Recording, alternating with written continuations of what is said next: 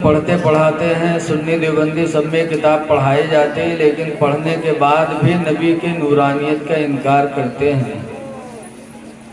لیکن ایک بہت بڑے عالم یہودیوں کے گزرے ہیں، حضرت عبداللہ بن مسعود رضی اللہ، عبداللہ بن سلام، بہت بڑے عالم یہودی تھے۔ مدینہ منورہ میں کھجور کی باغ ان کی بہت بڑی تھی، کھجوریں توڑوا رہے تھے، ڈھیر کھجوروں کی موجود تھی۔ اتنے میں جب اللہ کے نبی ہجرت کر کے مدینہ پہنچے، اور عبداللہ بن سلام آسمانی کتابوں میں پڑھا کرتے تھے کہ آخری زمانے میں ایک نبی مکہ میں پیدا ہوں گے جو ہجرت کر کے مدینہ آئیں گے۔ جب سنا کہ وہ آ گئے ہیں تو اپنی کھجوروں کو ایسے ہی چھوڑ دیا اور دوڑ کے نبی کریم کی بارگاہ میں گئے۔ اور جب عبداللہ بن سلام نے حضور کا چہرہ دیکھا تو حدیث میں فرماتے لما رأيت وجه رسول اللہ صلی اللہ علیہ وسلم، جب میں نے حضور کا چہرہ دیکھا، فعرفت تو میں نے جان لیا، ان وجہہ لیس بوجہ کذاب، کہ ان کا چہرہ کسی جھوٹے کا چہرہ نہیں۔ صرف حضور کا چہرہ دیکھا، اور چہرہ دیکھتے ہی دیکھتے عبداللہ بن سلام یہودیوں کے بڑے عالم تھے، لیکن انہوں نے فوراً کلمہ طیبہ پڑھ کے اسلام کو قبول کر لیا۔ صرف سرکار کا چہرہ دیکھا تھا، کچھ سنا نہیں تھا۔ کیسی رونق تھی میرے نبی کے چہرے پہ، کیوں نہ ہو اللہ نے انہیں نور بنا کے بھیجا۔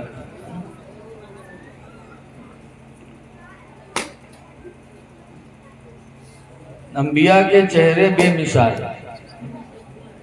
مصر میں حضرت یوسف علیہ السلام کے زمانے میں سوکھا پڑا 7 سال، تو غلہ جو شاہی خزانہ میں تھا کوٹا والا، وہ تو 5 سال بٹا، سوکھا ہو گیا تھا، غلہ پیدا ہی نہیں ہو رہا تھا۔ 7 سال غلہ، 5 سال غلہ بٹا، اب غلہ ختم، اور 2 سال سوکھے کے باقی تھے۔ تب مصر والوں نے کیسے کاٹے؟ آج تو پنجاب میں باڑھ آئی، سیلاب آیا، تو الحمدللہ ہندو مسلمان سب ان کی مدد کے لیے پہنچ گئے۔ جو لوگ پہنچے یقیناً خوش نصیب ہیں، چاہے وہ ہندو ہوں چاہے مسلمان ہوں۔ انہوں نے پنجاب پہنچ کر وہاں کے لوگوں کی مدد کر کے انسانیت کو ثابت کر دیا۔ انسانیت نہیں تو انسان بیکار ہے۔ انسانیت کہتے ہی ہے اسے کہ پریشان کی مدد کرو، اس کا دھرم نہ دیکھو۔ پریشان ہو تو اس کی مدد کرو، کسی بھی دھرم کا ماننے والا ہو، اس لیے کہ اس پہ جب تم رحم کرو گے تو اللہ تم پر رحم کرے گا۔ تو 7 سال سوکھا پڑا، 5 سال غلہ چلا، 2 سال بچ گئے اور غلہ ختم۔ تب کیسے مصر والوں کے کٹے؟ کون ملک والا غلہ لے کے گیا؟ کوئی نہ۔ روایتوں میں لکھا ہے کہ 2 سال کیسے کٹے؟ مصر والے جب بھوکے پیاسے ہوتے تو ایک میدان میں جمع ہو جاتے، حضرت یوسف علیہ السلام جاتے، اور یوسف علیہ السلام کا چہرہ مصر والے دیکھ لیتے تو وہ بھوک و پیاس سے چھٹکارا پا جاتے اور وہ آسودہ ہو جاتے، ان کی بھوک بھی ختم ہو جاتی، پیاس بھی ختم ہو جاتی۔ 2 سال تک مصر والوں نے یوسف علیہ السلام کا چہرہ دیکھ دیکھ کے صرف گزارا کیا۔ کہہ دو سبحان اللہ یار، ایسے حسین تھے۔ اب ہندوستانوں میں کون ہو ایسا حسین ہو جو پنجاب والے کا منہ دکھائے دے اور سب کے معاملہ ختم ہو جائے؟ ہے کوئی ایسا حسین ہے؟ انبیاء کو اللہ تعالیٰ نے بہت درجے عطا فرمائے۔ چہرہ دیکھ کر 2 سال مصر والوں نے کاٹ دیا۔ اب آج جو لوگ کہتے ہیں انبیاء انسان ہم بھی انسان، بھلا ان کے منہ کو دیکھ کر کوئی زندگی گزار سکتا ہے؟ نہیں گزار سکتا۔ اسی لیے کہنے والے نے کہا ہے، حسن یوسف پہ کٹی مصر میں انگشت زنا، حسن یوسف پہ کٹی مصر میں انگشت زنا، اور سر کٹاتے ہیں تیرے نام پہ مردان عرب، سر کٹاتے ہیں تیرے نام پہ مردان عرب۔ یوسف علیہ السلام کے حسن میں مصر والوں نے 2 سال گزارے بھی، اور مصر کی عورتیں تو یوسف علیہ السلام پر اتنا دیوانہ ہوئی، یوسف علیہ السلام کو دیکھا تھا اور کاٹ رہی تھی لیمو، اور کٹ گئے ان کی انگلیاں، انگلیاں کٹ گئی، لیکن ٹکر ٹکر یوسف علیہ السلام کو دیکھتی، کوئی تکلیف نہیں۔ قرآن میں ہے، سورہ یوسف میں ہے، قطعنا ایدیہن، مصر کی عورتوں نے اپنے ہاتھوں کو کاٹ دیا۔ وَقُلْنَا مَا هَذَا بَشَرًا، اور کہا تھا ان لوگوں نے کہ یہ کوئی انسان نہیں ہے۔ تو اے لوگوں، انبیاء کی شان بے مثال ہے، اللہ نے انہیں نور بنا کے بھیجا ہے۔ سبحان اللہ۔ ہم سب کا عقیدہ ہونا چاہیے کہ نبی نور ہیں، بے شک، الحمدللہ، حق۔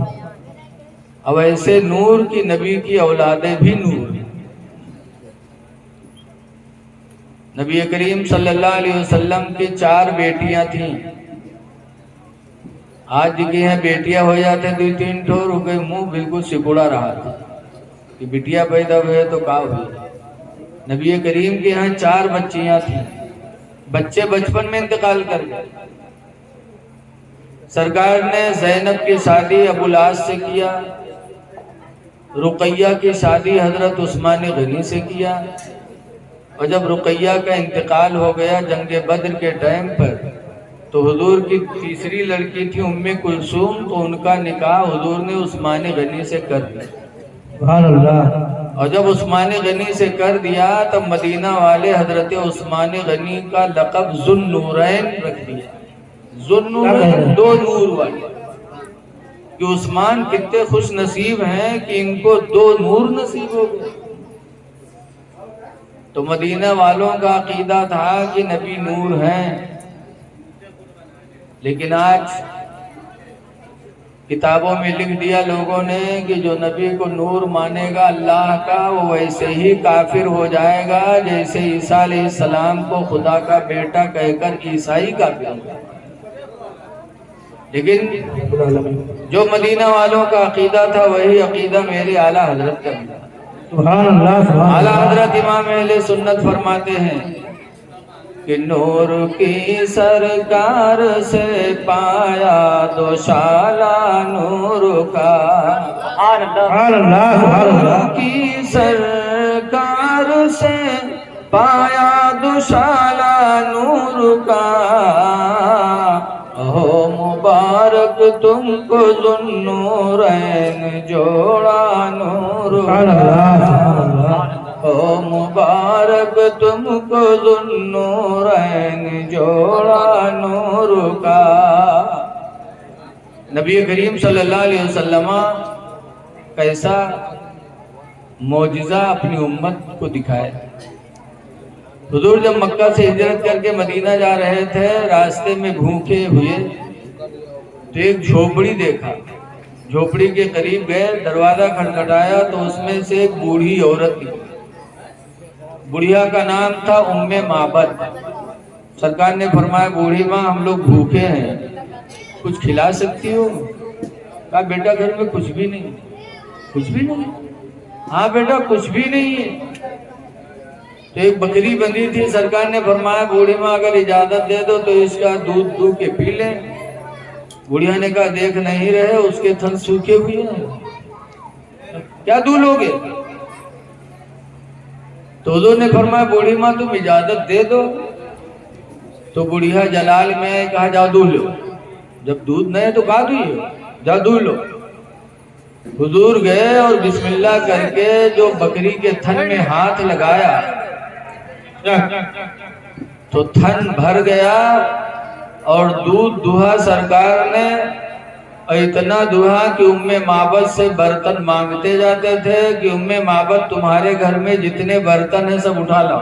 سبحان اللہ سبحان اللہ حضور دہتے رہے اور ام معبد کے گھر کے سارے برتن دودھ سے بھر گئے، اور اس کے بعد دودھ دہ کر ام معبد کو پلایا، پھر اپنے دوست حضرت ابو بکر کو پلایا، پھر حضور نے خود پیا، سبحان اللہ اور پینے کے بعد سرکار وہاں سے رخصت ہو گئے۔ لیکن روایتوں میں ہے کہ اسی دن بکری نے اتنا دودھ نہیں دیا، بلکہ لکھا ہے کہ 18 سال تک برابر وہ بکری ویسے ہی دودھ دیتی رہی۔ سبحان اللہ سبحان اللہ 18 سال تک بکری دودھ دیتی رہی، اور ام معبد دودھ بیچ بیچ کر غریبہ تھی لیکن وقت کی رئیسہ ہو گئی، مالدار ہو گئی۔ یہ میرے نبی کا معجزہ ہے۔ اسی لیے حضرت علی شیر خدا رضی اللہ تعالیٰ عنہ سے کسی نے پوچھا تھا کہ علی یہ بتاؤ کہ حاتم طائی سخی تھا یا تمہارے پیغمبر سخی؟ تو حضرت علی نے کہا تھا سخی تو میرے نبی ہی ہیں، حاتم طائی سخی نہیں۔ کہا کیوں؟ حاتم طائی کے گھر میں 10 دروازے لگے تھے، چاروں طرف 10 دروازہ لگوایا تھا کہ کوئی مانگنے والا آئے تو دروازہ تلاش نہ کرنا پڑے، جس دروازہ سے چاہے مانگے میں اسے دے دوں، صرف دینے کے لیے۔ ایک بھکاری آتا تھا، ایک دروازے پہ مانگتا، حاتم طائی نکل کے دیتا، پھر وہی بھکاری دوسرے دروازے پہ جاتا کھڑکھڑاتا تو حاتم طائی نکلتا تو پھر دیتا، پھر وہ تیسرے دروازے پہ جاتا تو حاتم طائی نکل کے پھر دیتا۔ ایک مانگنے والا پلٹ پلٹ کے 10 دروازوں پہ مانگا کرتا تھا اور حاتم طائی نکل کے دیتا رہتا تھا، اتنا بڑا سخی۔ آج ہم لوگ اگر ایک بھکاری کے 1 روپیہ دے دیا دوسرے دن پھر آئے گا تو کہا جاتے ہیں آئے رہے ابھی تو کالے لے کے رہتے کہ پھر آئے گی 1 روپیہ دے۔ حاتم طائی اتنا بڑا سخی